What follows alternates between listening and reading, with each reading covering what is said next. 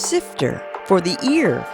News, interviews, reviews, cinema, TV, streaming. Action. Hi y'all, this is Jerry Williams, aka TV Jerry.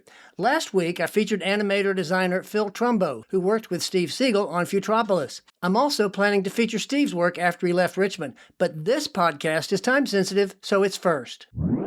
A key part of what we do with every screening is after every film, we have a conversation. I invite everybody to the front and we kind of put chairs in a little circle. We just talk about the movie for like 20 to 30 minutes. That was today's guest, Brandon Shillingford, talking about how he structures the group discussions after film screenings. He started Exposure Cinema in 2024 for people to explore, watch, discuss, and connect through film. He's had several screening events around town, and the next one actually starts today. We'll talk about that series and more in just a minute. Sifter Review of the Week.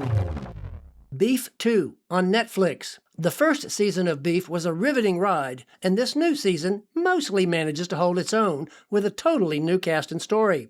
Oscar Isaac plays the manager of an exclusive country club, while his wife, Carey Mulligan, is at his side. One night they have a threatening argument, which is witnessed by a struggling young couple, Charles Melton and Kaylee Spaney.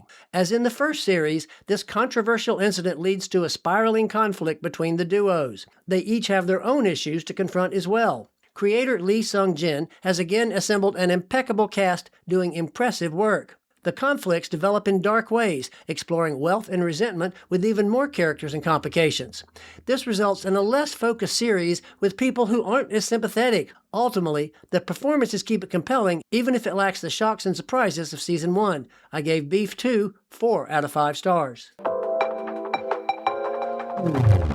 Brandon Shillingford, welcome to Sifter for the Ear, and you're in Rome. I am in Rome. Yeah, I wasn't planning on being in Rome at this point. I had a flight that was canceled. It was a whole situation, but Imagine that. Travel issues in this day and time never happens anymore.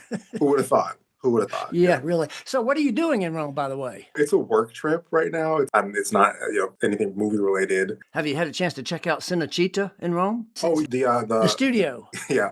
I have not, but I talked to a friend of mine who actually lives here in Rome about it, and I have not been, but next time I want to squeeze it in for sure. It's really cool. You can take a subway literally to the front door of it. If you remember the series on HBO, Rome, yes. they have still a lot of the backlot for that. It's a lot of fun. So next time, what are you doing there? What's this job that gets you to go to Rome?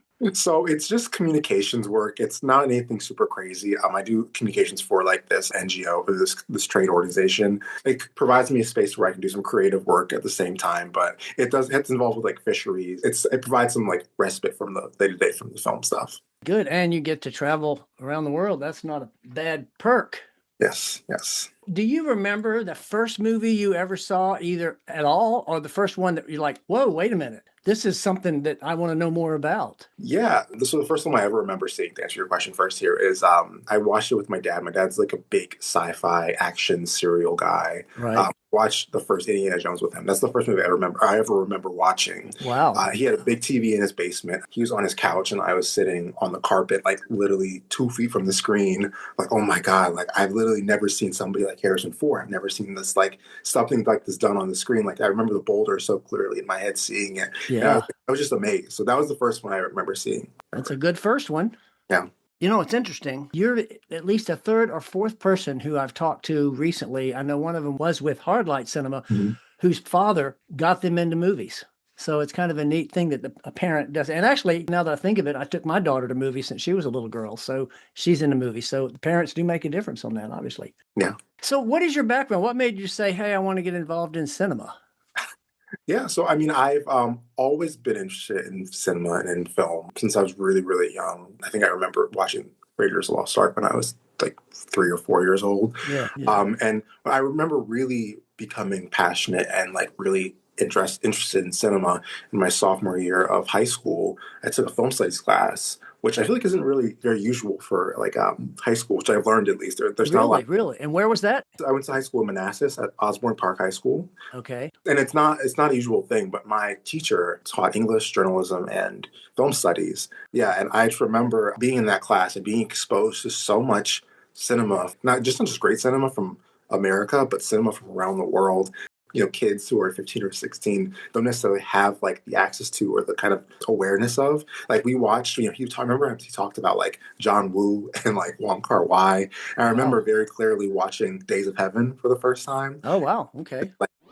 Footnote. Days of Heaven was a 1978 film by director Terrence Malick. It starred Richard Gere and Sam Shepard. So he also showed us Kubrick, of course, and like, Spielberg and stuff.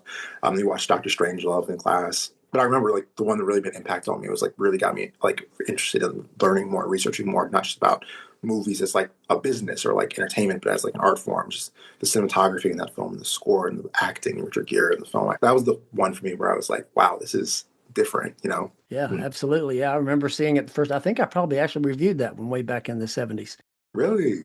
Yeah, yeah. So did you make your own films ever, or did you go to college in film, or how did you continue that love of film? I mean, I just never really stopped watching movies. I've also written stuff too, but like I've never actually made a film. It's a goal of mine, something I want to do at some point in life, maybe. But right now, I mean, I'm really just dedicating myself to like education in like cinema and film by just consuming and watching as much. Specifically over the last like 10 years of my life, I've just watched like an insane amount of movies. So it's really just been just an act of like going on, when I was in high school, going on demand on my parents' cable and just watching whatever I could.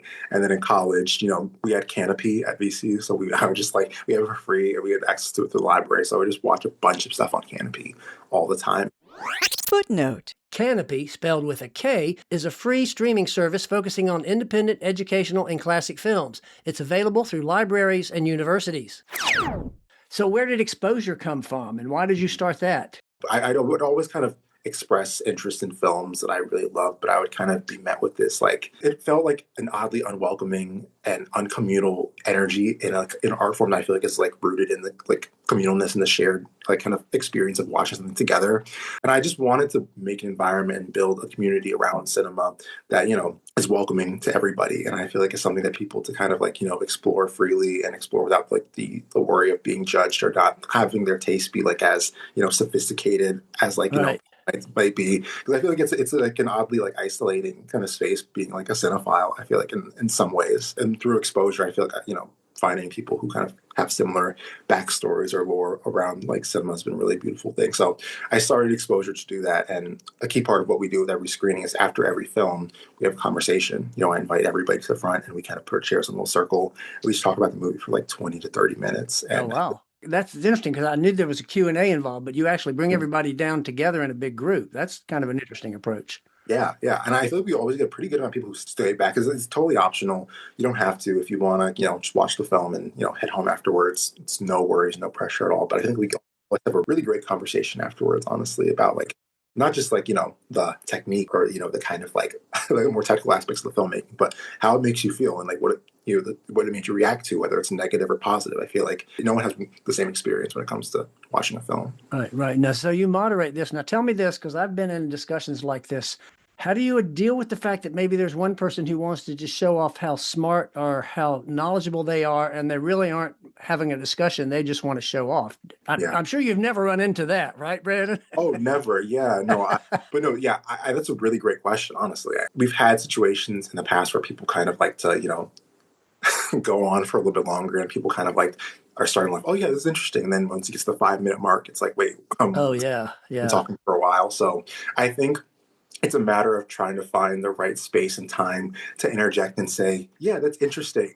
I've also thought thinking about this. What does everyone else think about this? It's about trying to find the right time because it's hard not to make it awkward, but I feel like it's something you kind of just have to do and moderate those kinds of conversations and discussions to make sure everybody.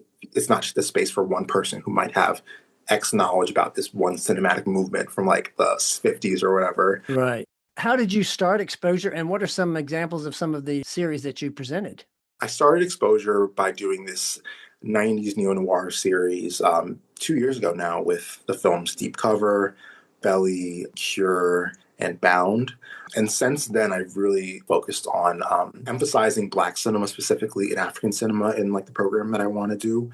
This past February, I did a series at the ICA called New West, which focused on Black Westerns and expanding the kind of terminology, but also the kind of like visual language we associate with the Western, the kind of like narrative, but also just, from a Black perspective as well, too. I also do some one-off screenings. The most recent one I did was the art film Saint Omer. Footnote. The film he mentioned is Saint Omer, a 2022 French drama about a Senegalese woman accused of murdering her 15-month-old child. Which is this really searing, very like thrilling, quietly, like not just quietly devastating, but really devastating kind of docudrama. That's also kind of semi-autobiographical as well too. So I'm really engaged and really focused and really excited about Black cinema and the possibilities of Black cinema and kind of building community around that specifically and how I kind of want to build exposure up in the years to come. Surprise guest drop-in. Before we go any further, somebody has dropped in to say hello. Sam? Oh my God. I think you know this guy, don't you? This is like, I was like not expecting this. This is like so, this is sick and twisted. Footnote. Sam Taylor is a strategist and designer and also Brandon's roommate. They co-founded Each Other, a brand and web studio for creative businesses and cultural institutions, and they also co-own Hours, a co-working space in the Fan. Sam, how do you know Brandon? I know Brandon because we're roommates and really great friends. We've lived together for the last 3 years. Okay. So what's the good dirt you can spill on Brandon for us? I would say that Brandon, he's really into highbrow content, but I would say that when it comes to a snack or sweet treat, he's as lowbrow as it gets, I would say. He loves a great like concoction straight from fast food place or like a crazy like bakery sweet treat. He had us host a root beer ranking competition / party where we all had to blind taste test a bunch of root beers and see which one was the best. And yeah, he's into a tasty treat, I'd say. That's a contrast from the high class cinema taste. So that's good to keep both going there. About the new Dunkin' Donuts menu with the Oreo matcha colada. Sounds so healthy too, Brandon. Oh yeah, no, the protein. You get definitely the fiber in there as well too, for sure. There you go. Yeah.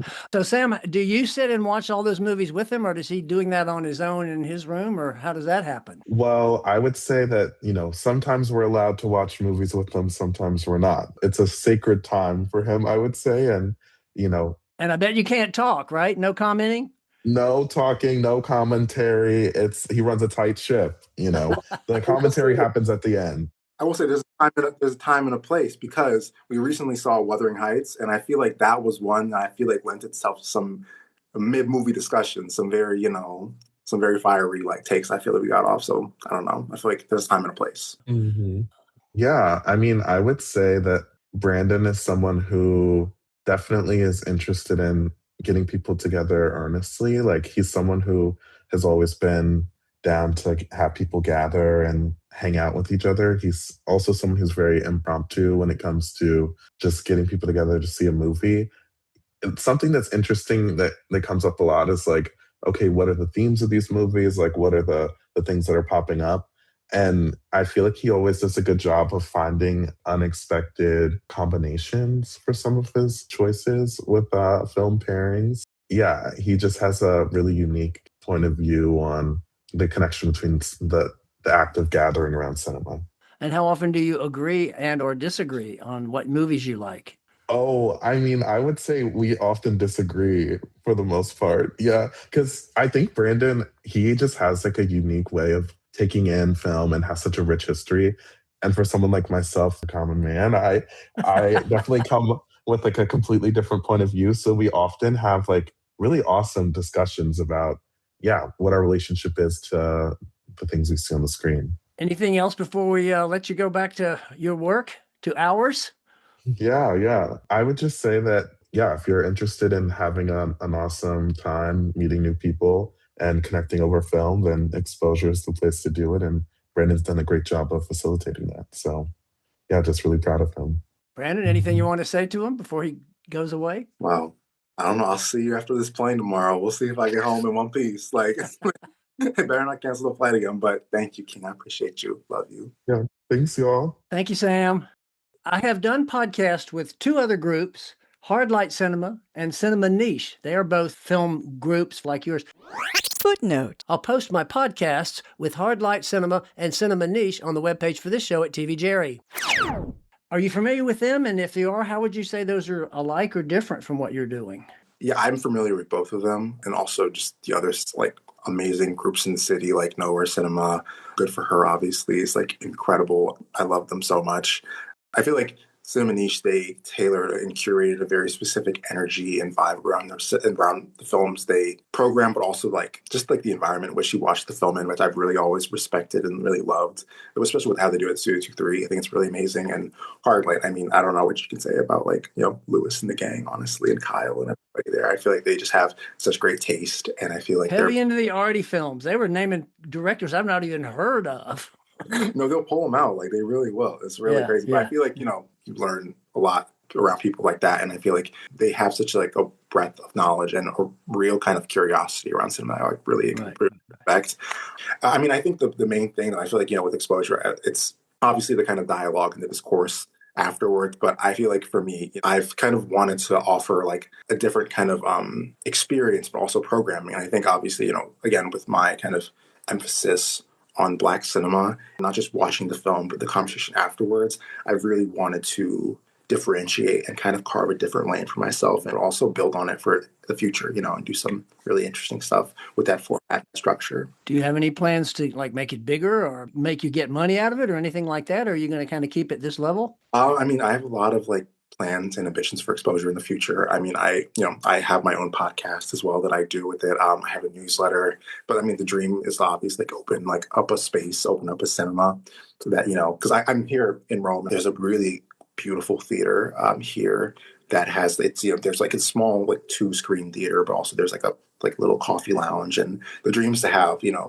something like that with like a conversation pit, people can kind of not always necessarily kind of facilitated or moderated. People can kind of you encourage people to discuss the film, maybe grab a little sweet treat, or like a little coffee to drink or something. That's the dream. That's a lofty goal, and hopefully you have some innovative ideas to make it work. Because, people are going back to the cinema, even though they say they're not. I go to Movie Land twice a week, and there's crowds there now, so it's great. For sure. I mean, I'll go on like a Wednesday or Thursday, a random day in the week, and like the parking lot will be packed. Which I wasn't happening like 2-3 years ago, which I think is really exciting and fun, and it's really, really cool. So do you have a favorite genre? Ooh, I love like a psychological drama. Yeah, it's like psychological horror, thriller, but like a psychological drama. I also love like anything with a psychological kind of like twisty bend to it. Yeah. Okay, yeah. That's interesting. Specifically, even the ones where you kind of throw it in there and it's not necessarily expected, like All That Jazz, for example. I feel like it's a musical, but it's also kind of like a psychological thriller in a way. You're kind of like, you're like in Roy Scheider's mind in that movie in a very like kind of disturbing way, but I love that film, so.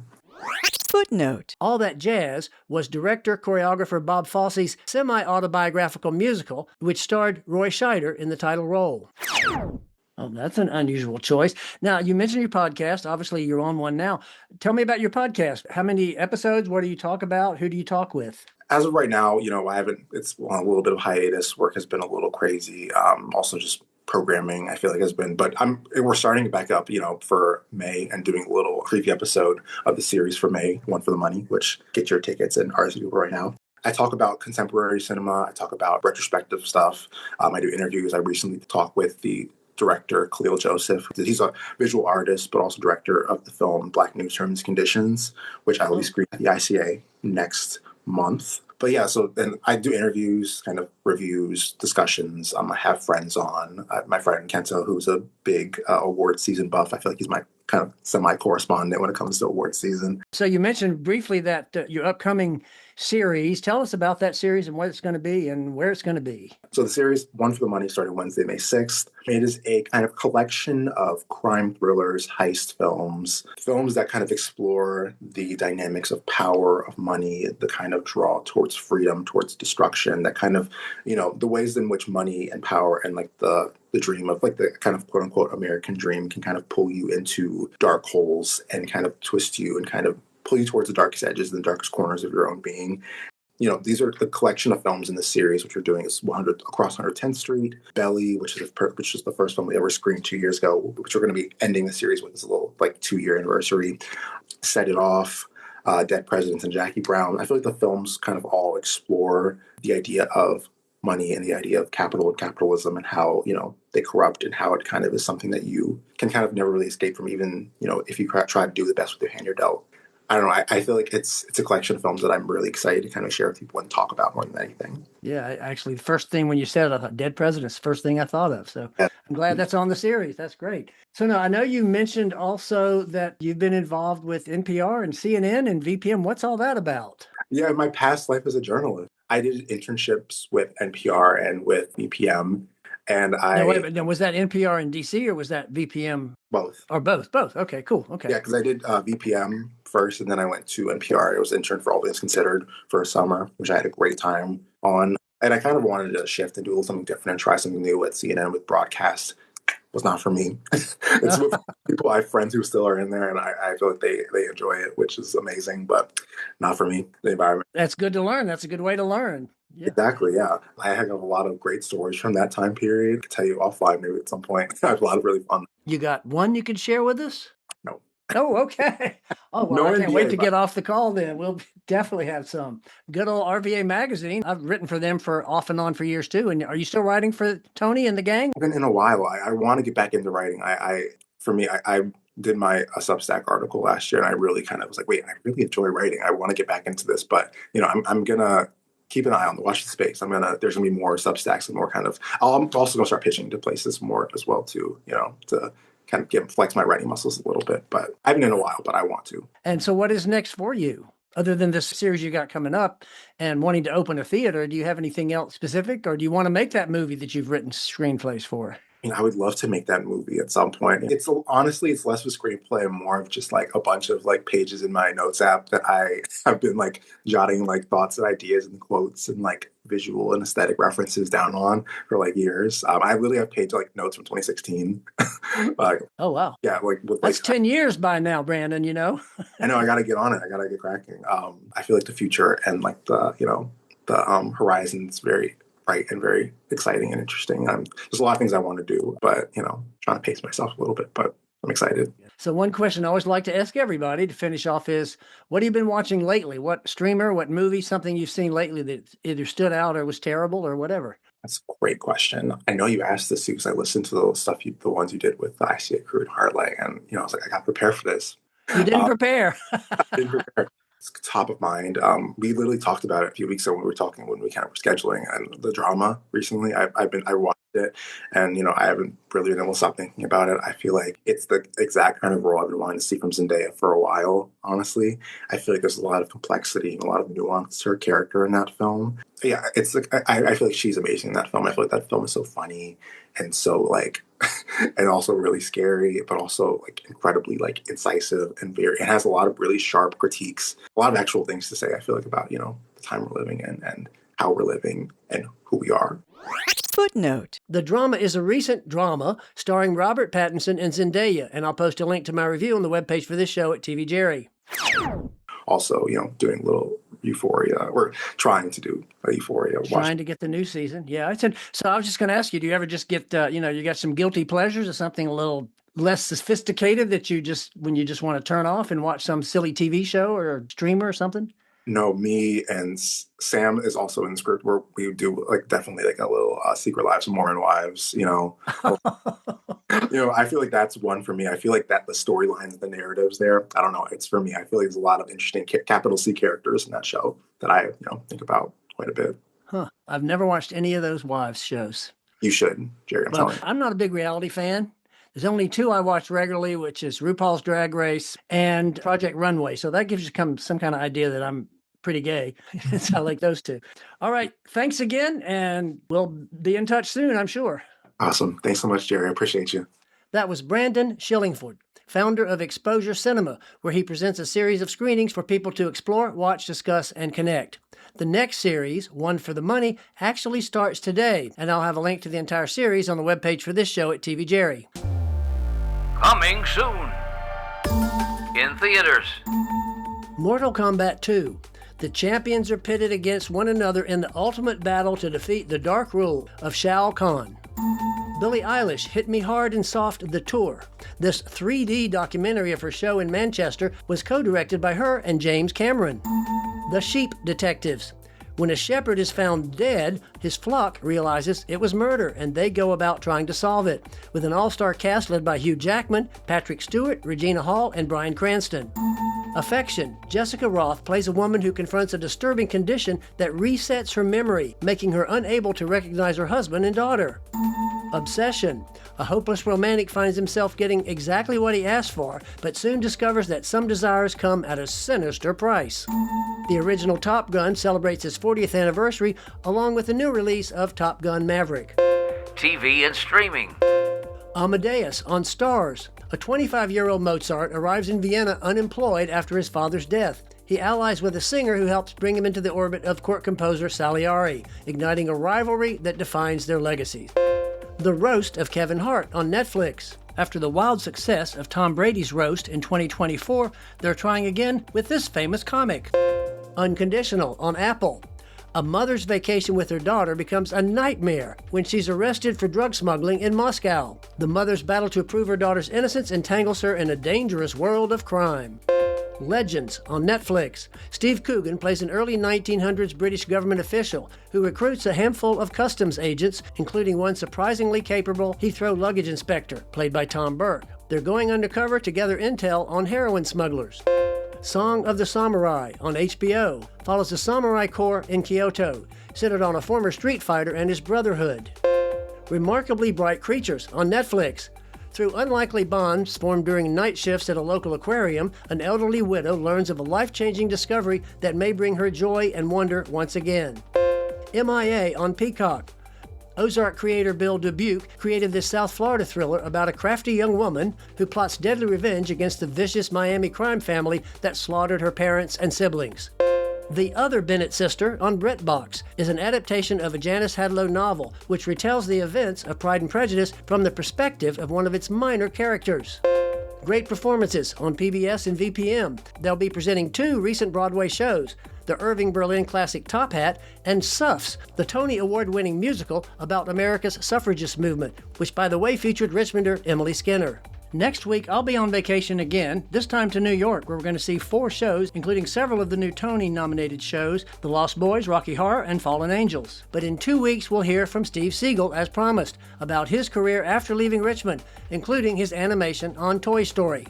This is Jerry Williams. Thanks for listening. For more Sister, including literally thousands of reviews, Visit tvjerry.com. That's a wrap.